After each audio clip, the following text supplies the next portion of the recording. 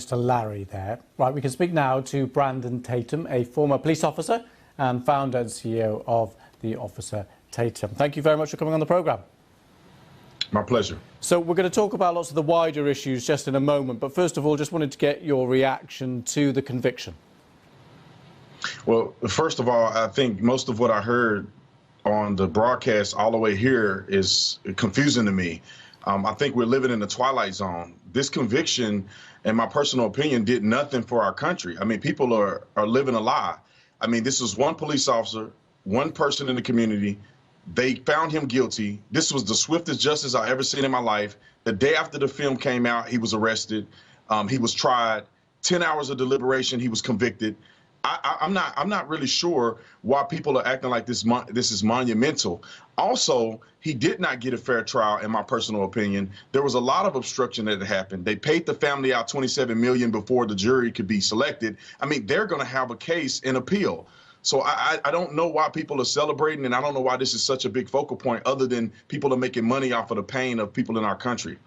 So you're objecting firstly to some of the things that happened around the trial, which now that there is a conviction, I think we should probably park that. But secondly, you're upset that there's a amalgamation here of a wider sense of a landmark case and this one specific court case.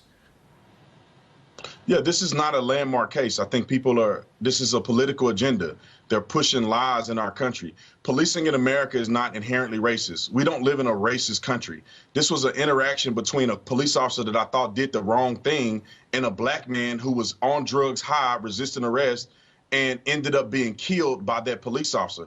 That's as simple as it can be. The president of the United States got out and made a fool of himself trying to promote racism in a simple police encounter that the officer got convicted on. So you reject President Biden's comments about systemic racism and it being a stain on the whole nation? Yes, President Biden is an idiot, in my personal opinion, and he's just talking because he's a politician. Systemic racism, I mean, if you look at Joe Biden himself, you know, he spoke at a Ku Klux Klan member's funeral and did the eulogy of Robert Byrd. I mean, he is white supremacy and racism, if you want to say that is the case. And now he's the president. So if he really cared about white supremacy and racism, he should step down as the president because he's an exemplification of that very thing. These people are just running their mouth and they're not being honest.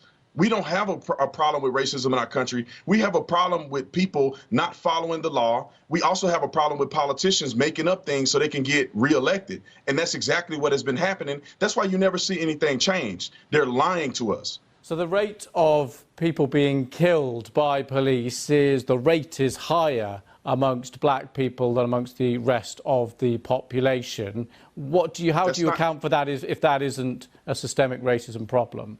Yeah, first of all, that's not true. Twice as many white people go killed by police every year. Twice as many white people go killed unarmed by police every year. You just don't see it. There's a gentleman named Tony Tempa. I guarantee you anybody watching me have no idea who Tony Tempa is. Tony Tempa was murdered in the same fashion that George Floyd was killed. But because he was white, we don't hear about it and nobody cares about it. Nobody's talking about police reform when he was suffocated and killed, but they only talk about it because George Floyd is black. Black people commit over half of violent crimes in this country and only make up 13% of the population.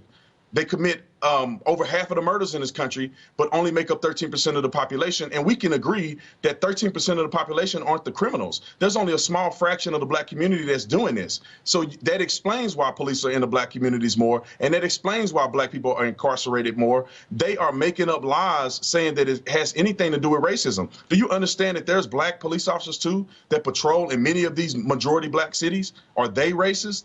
No, that's not the case. They're just making these things up, in my personal opinion, and they're riding a wave of dead black people in order to make money and be politically and get political leverage. Brandon Tatum, thank you so much for coming on and talking to us. Thank you. God bless you. Thank you.